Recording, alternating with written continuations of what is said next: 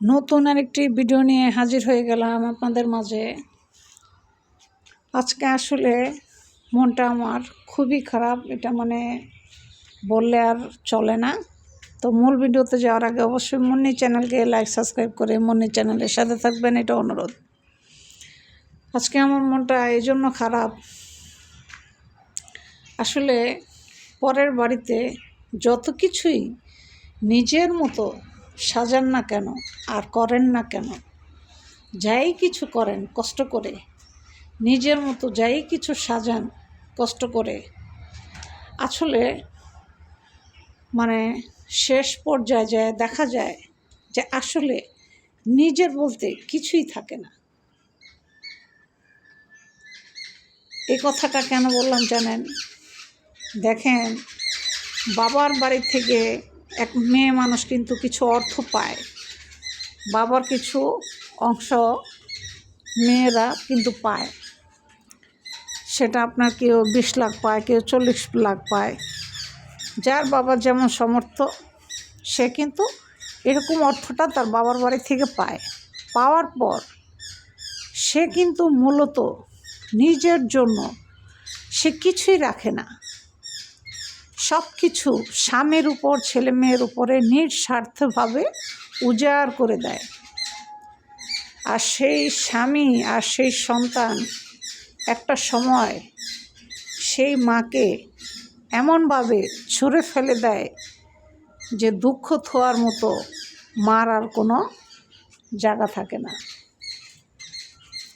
আসলে চিন্তা করে দেখলাম, আমাদের মেয়ে মানুষের জীবনটা আমার মনে হয় সারা জীবন শুধু পরের জন্য করে যাব, এজন্যই মনে হয় আমাদেরকে আল্লাহ তাআলা সৃষ্টি করেছে।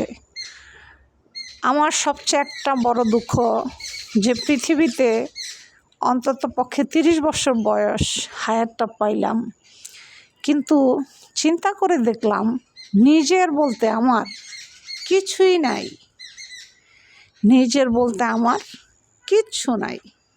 যা কিছু সব কিছু আমার স্বামীর আর আমার সন্তানের।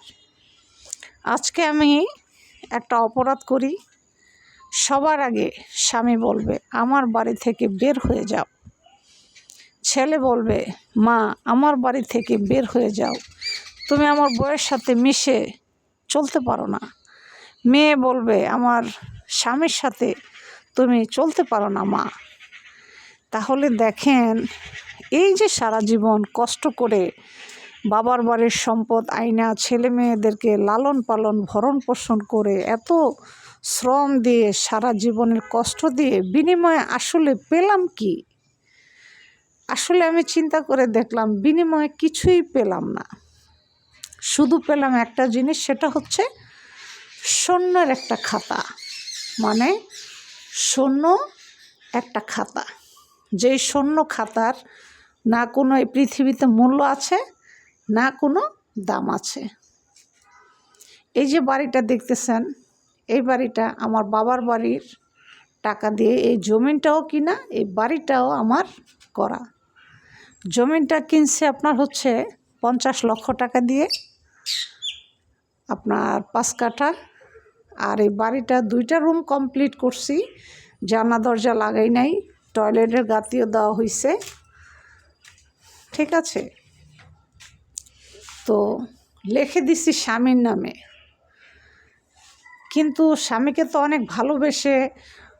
অনেক ভালোবাসি বলেই তো স্বামীর নামে লিখে দিছি। যদি ভালো তাকে না বাসতাম তাহলে বাবার বাড়ি থেকে এতগুলো টাকা আইনা তাকে আমার এই বাড়ি আর এই জায়গা লেখা দেওয়ার কি কোনো দরকার ছিল? কোনো দরকার ছিল না। তাহলে তাকে অবশ্যই আমি ভালোবাসি বলেই আমার এই বাড়িটা আর এই জায়গাটা আমি তার নামে নিঃস্বার্থভাবে লিখে দিছি। তাহলে চিন্তা করে দেখলাম, একটা মেয়ে মানুষের সারা জীবন আসলে যাই কিছু করুক না কেন পরের জন্য, তারপরও আপন হতে পারে না। মন থেকে সারাক্ষণ খুঁজতেই থাকে বোর দোষ, সারাক্ষণ খুঁজতেই থাকে খুঁটা বোর দোষ, বোর এই দোষ, বোর ওই দোষ, বোর এই সমস্যা, বোর ওই সমস্যা, বোর সমস্যা আছেই।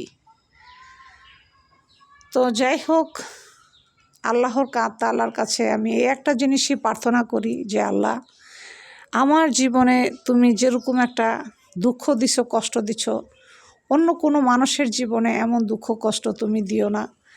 কারণ আমার সারা জীবনের সঞ্চয় ব্যয় করে যেহেতু আমি সুখ পেলাম না, শান্তি পেলাম না, স্বামীর বাড়ি একটু থাকার মতো জায়গা পেলাম না, সব কিছু উজাড় করে দেওয়ার পরও আমি ভালো না, তাহলে আল্লাহ তাআলার কাছে আমার একটাই আদেশ আর একটাই ফরিয়াদ যে আল্লাহ, আমার মতো ভাগ্য যেন তুমি কোনো মেয়েদেরকে, কোনো নারীকে এই পৃথিবীতে দিয়ে পাঠায়ও না, তাহলে এই দুঃখ তো আর আসলে জায়গা থাকবে না। তো ভিডিওটি যদি ভালো লাগে মুন্নি চ্যানেলকে লাইক সাবস্ক্রাইব করে অবশ্যই মুন্নি চ্যানেলের সাথে থাকবেন। এই জীবন কাহিনী আসলে মূলত আমার না, এই জীবন কাহিনী আমার বান্ধবীর। তো ভালো থাকবেন, আল্লাহ হাফেজ।